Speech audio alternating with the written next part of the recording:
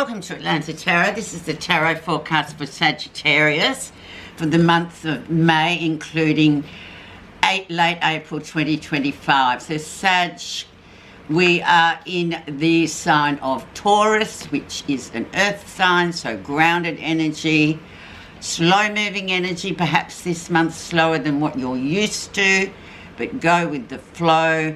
You are in your 6th house of health, service. Basically, it's a housekeeping card.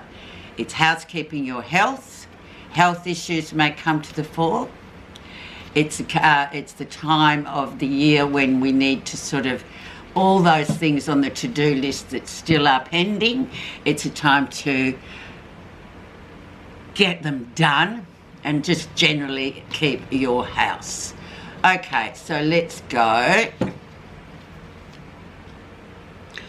4 of Swords. So very much a card of observing, sitting back, watching the flow go on of life. Mental energy card, of course, being a Swords card. So it's about just sitting back, sort of having a rest too, because, we're already May, so it's been quite a very quick, fast-moving year so far, 2025. And now it's kind of a bit of a time to just rest, and it's also the card for meditation. So it's about just watching things without feeling the need to jump in and be a Sagittarian and go, oh yeah, I know what that is. It's about rest and restoration, I suppose. Let's see where you are right now. The end of a cycle, Sag. So one cycle of your life has come to an end, which is a good thing, because then we can start a new one. It's also can talk about international travel as well. For some of you, might be just buying tickets or doing that kind of thing for a travel later on in the year. But basically it is this end of a cycle, which is very pertinent, and it's very good actually, because sometimes cycles can be so long drawn out processes and we go, when is this going to end? Well, this is definitely the end. So let's see what's influenced that to come in. The Sun. So the Sun is a yes answer card. It's a big card. So with the Sun you can see everything exactly how it is. There's nowhere to hide with the Sun. It's an illuminatory card where we can see everything. Sometimes, in the Sun it's like, oh wow, that's too bright. I could see every crack. But it's also the great planet of warmth, and it promotes growth. Everyone loves it when the sun's out. So there you go. So 2 big cards straight off the bat, Sag. So the sun's going to shine up all those things in your 6th house that you haven't done, and all those health issues you've been shoving to the side and go, yeah, I'll go to the doctor next week. I'll get those blood tests done. So this is the 4 weeks to do it. Let's see March, April, and see what was going on for you there, Sag. Home and house. Very much home, family, time, friends time, very stable once again. But it's also, 4s are always about consolidation. So it's about bringing everything together and coming out with a realisation, okay, this is where I'm going, this is what's happening, this is what I need to do, and off I go. So it's very consolidating, but very much home and hearth, this one. So talking about family, where we come from, that whole origins, that whole sort of story about who we are and where we come from, including our home, wherever that may be. For a lot of Sagittarius, their home is wherever they are. Okay, let's now see recent influences. And we have the Queen of Pentacles. How perfect. So for a Sag, that's a really nice card to come through. Or maybe this is somebody that has influence with you. Someone that's very grounded. Someone that's very sort of, you just love going over to her house because everything's just homely and welcoming and fabulous and she's got everything going on there, and you feel a comfort with her. Otherwise, if it's not another female sort of who has sort of imbued you with it, it's you just feeling like home, hearth. Here I am, I just want to be happy in my home and see where I am. I want to be grounded. I just want to touch, always be in touch with the earth, which is really interesting because a lot of Sagittarius do have this Taurus moon or so. So very much an earth energy here with the Queen of Pentacles.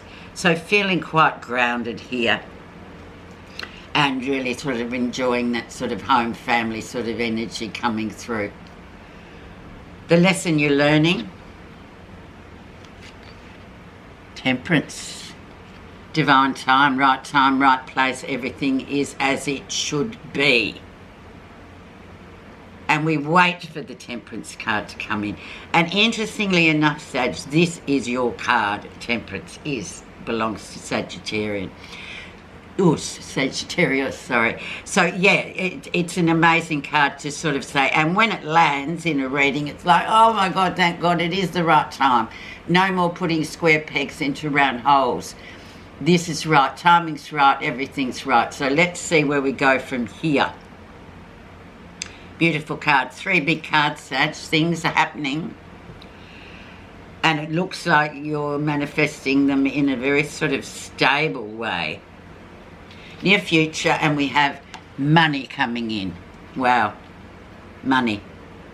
New beginnings with money. Having enough money to afford what it is you want. A new beginning with this money as well. Could be a new job, all the conditionals, could be this, could be that. You know exactly what it is, but it is that new beginning with a project that's down to earth, that's got movement, it's got legs, as they say. It's a really good card. If you're worrying about money, this says, well, there's no need to, because it is available as you need it. Okay, oh wow. Let's see what's happening that you're not realising. Ace of Cups. Walking away from a relationship that's no longer viable. That's come, yeah, it's just finished. It's like the World card as well. It's like almost with those eclipses we had in March, April, it's almost like it brought a lot of things to closure. Relationships or states of being with the 8 of Cups. It's sort of saying to you, just walk away from it for now and leave it, because there's no more to be done with it. It's sort of come to a dead end, if you like, emotionally. So I'm sure some of you, or most of you probably, we all have that in our lives sometimes, where there's just a person there or something that you just need to go, look, I've had enough. I don't know what else I could do to help this person or to have this person in my life. I just need a break and then see where it goes, because time is a wonderful healer. But yeah, that's going on, Sag, so don't forget to factor that in your housekeeping month. How others see you.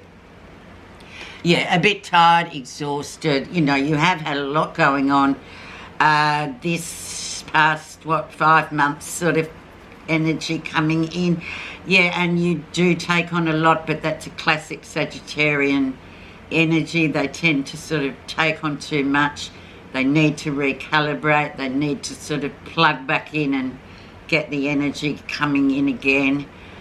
That's typical of you. I think that's going to be worthy of a clarifier, isn't it, Sag? Because it can be a bit like, oh, well, no, but I'm used to going at that pace. Positive feelings, going with the flow. So going with the flow, patience will win in the end.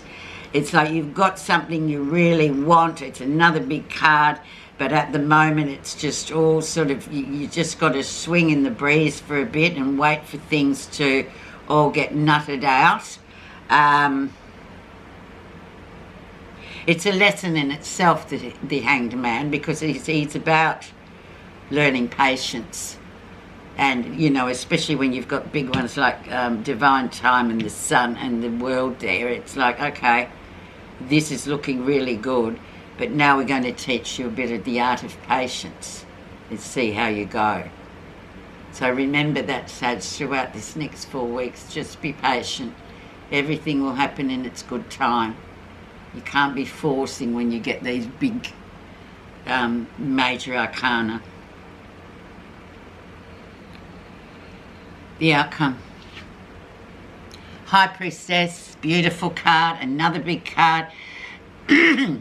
Highly intuitive. Keeping your own counsel is really important with the High Priestess. So whatever it is that you're really big changes coming through for you, Sag, but you're really having to work for it in terms of in a spiritual level where, yeah, it's all there, everything, the ducks are in the row, but then again you have to learn patience and have to keep your own counsel. It's almost like a secret that, but not even, you just don't want to jinx anything. You want to keep everything under your hat, so to speak, just to let things manifest in a very sort of spiritual way, like the rest of these cards, where you just can feel something's going to work well, but you don't want to do anything to disturb it, if you know what I mean.